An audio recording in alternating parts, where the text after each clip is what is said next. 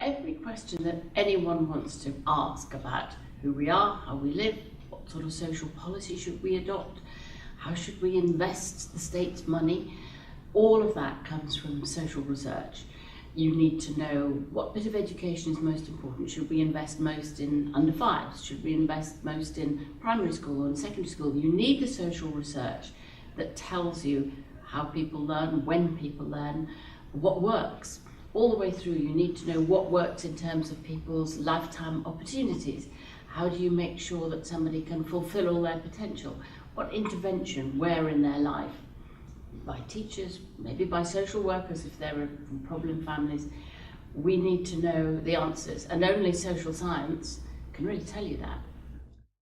The public probably don't realise how much social science they consume themselves. They're reading stories in newspapers that have been made to look like newspapers, and it says researchers say that. But on the whole, people are absolutely fascinated. You know, what effect does it have if you have a father or don't have a father when you're growing up? What effect does it have if you move house lots of times because you've got very insecure housing? What harm does it do to children if they have a very bad teacher for a year or two in primary school? These things absolutely fascinate everybody. Every parent wants to know, how do I make sure my child gets the best? How do I protect my child against the worst? Well, all of that evidence comes from social science. They may not know, but when they stop and think about it, they'll say, oh yes, researchers found that out, didn't they?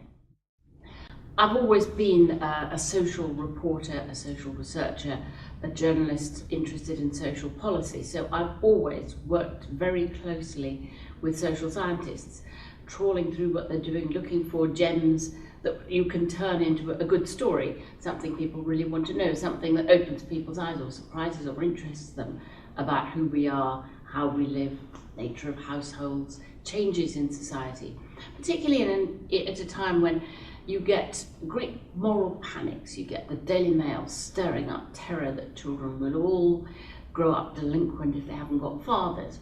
Well, you have wonderful research. We've heard some today about how children develop, about whether mothers going to work is a disaster. Again, the Daily Mail used to say, latchkey kids are the end of the world, civilization is coming to an end as we know it.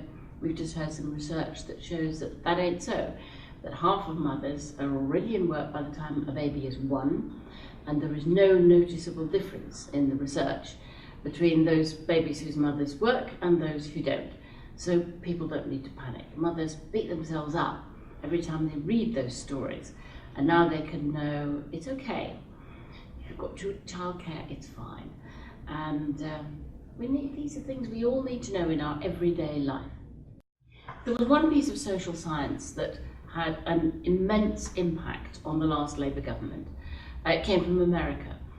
It was called the Perry High Scope scheme, a part of Head Start for very young children, where they'd taken very young children for 2 years, preschool, and given them intensive help at home and intensive nursery school education. These were children from a very deprived background. Because there were no nursery schools, they were able to take another group, control group, who didn't have any of the intervention, and they compared them all the way through life to 30, and I think they've now got to age 40. And they found that every dollar that was spent on those 2 early years yielded $7 in savings to the state by the time those children were 30. They didn't need mental hospital, they didn't go to prison, they didn't need social services, they didn't draw social security, they had jobs, they tended to own their own homes, they had more secure marriages.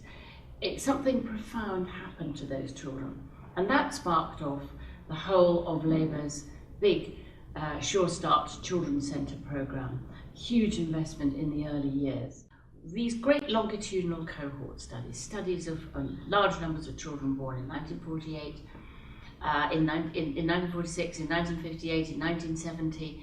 Then there was a 30-year gap until, when the Conservatives were in power, they didn't want to commission another one, until the Millennium Study, which Tony Blair brought in. And now, I'm glad to say, we're going to have another one. It was supposed to be 2012, it's now going to be 2015. So that we won't break the studies where you can compare what's become of children in different circumstances, born right the way through a century, and right through to the future. Of course, they need to be kept up. You need to keep going back and re-interviewing those people. So it'll be for future governments as well to invest in social science. These are studies that people come from all over the world to look at, because it's the only place that where you can mine for so much information about these families growing up over many decades.